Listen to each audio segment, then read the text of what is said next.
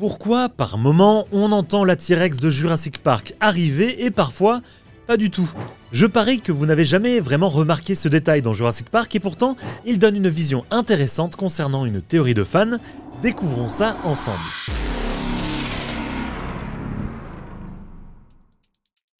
Le sol qui tremble, l'eau stagnante formant des cercles réguliers, voilà des signes avant-coureurs de la présence de la T-Rex de Jurassic Park. À plusieurs reprises dans la saga Jurassic, on peut largement percevoir la T-Rex approcher. Les pas du théropode qui s'approche sont suffisamment lourds pour faire vibrer le rétroviseur des Ford Explorer ou faire onduler des verres d'eau sur le tableau de bord. Puis, un peu plus tard dans le film, lorsque Sattler et Muldoon tentent de venir récupérer les visiteurs, Malcolm, blessé, peut découvrir que les ondulations apparaissent une fois encore dans une flaque d'eau causée par ces traces de pas. Autre exemple, dans Jurassic World Dominion, avant qu'elle n'apparaisse au cinéma en plein air, on peut entendre ses pas lourds résonner et effrayer les personnes présentes. Il n'y a pas à dire, vu la taille de la bestiole, on l'entend bien arriver. Mais si le fait de marcher fait autant de bruit, c'est donc quasiment impossible pour elle de chasser. En effet, ces bruits de pas feraient fuir n'importe quelle proie potentielle. Eh bien, une théorie de fan pourrait bien répondre à cette problématique. En effet, à de nombreuses reprises dans les films Jurassic, on n'entend pas la T-Rex arriver.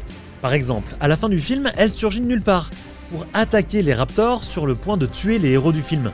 On peut même retrouver ces exemples dans Jurassic World Fallen Kingdom, au début du film, où le mercenaire n'entend pas la T-Rex arriver, à un autre moment pendant l'éruption du volcan où elle attaque un Carnotaur, ou encore à la fin du film lorsqu'elle dévore Mills.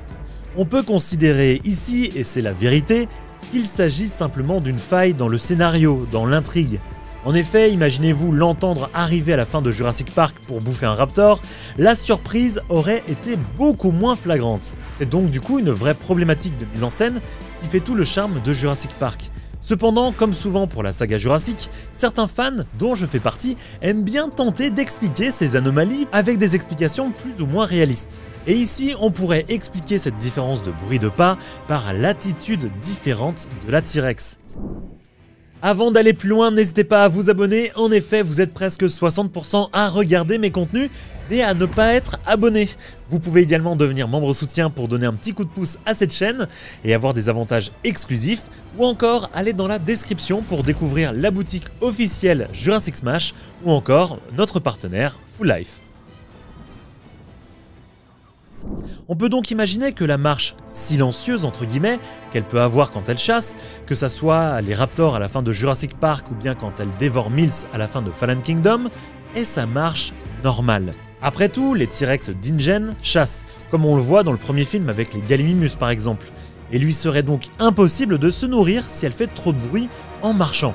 Ouais, n'importe quelle bestiole s'enfuirait. Par contre, le fait qu'elle fasse du bruit serait voulu de la part de la T-Rex, comme un enfant qui taperait du pied sur le sol pour se faire entendre. La T-Rex le ferait uniquement lorsqu'elle souhaite marquer son territoire, c'est la base de cette théorie. Au début du premier Jurassic Park, elle considère peut-être les humains ou les voitures devant son enclos comme un affront entre guillemets sur son territoire. Puis, encore une fois, quand Ellie et Muldoon reviennent sauver Malcolm, c'est pourquoi elle poursuit la Jeep, mais n'essaie pas vraiment de manger ses occupants. Alors bien sûr, elle s'en approche de plus en plus près, elle essaye de niaquer 2-3 trucs à côté, mais on sent qu'elle aurait pu bouffer les occupants de la Jeep plusieurs fois. Elle s'arrête même lorsqu'ils sont sortis de son territoire. Même si bien sûr, on pourrait aussi avoir une autre explication, elle pourrait simplement s'être légèrement blessée lorsqu'elle heurte le tronc d'arbre et simplement s'arrêter parce qu'elle est blessée. Pareil pour Jurassic World Dominion, où poursuivie par un hélicoptère, elle fait du bruit en marchant sûrement pour tenter d'éloigner les humains. Cela serait donc une technique pour faire fuir les animaux, les humains ou encore les autres dinosaures de son territoire, ou de les faire fuir lorsqu'elle approche, évitant ainsi un affrontement. Dans Le Monde Perdu, quand les deux T-Rex s'approchent du camion de recherche, on n'entend aucun bruit de pas, vraiment.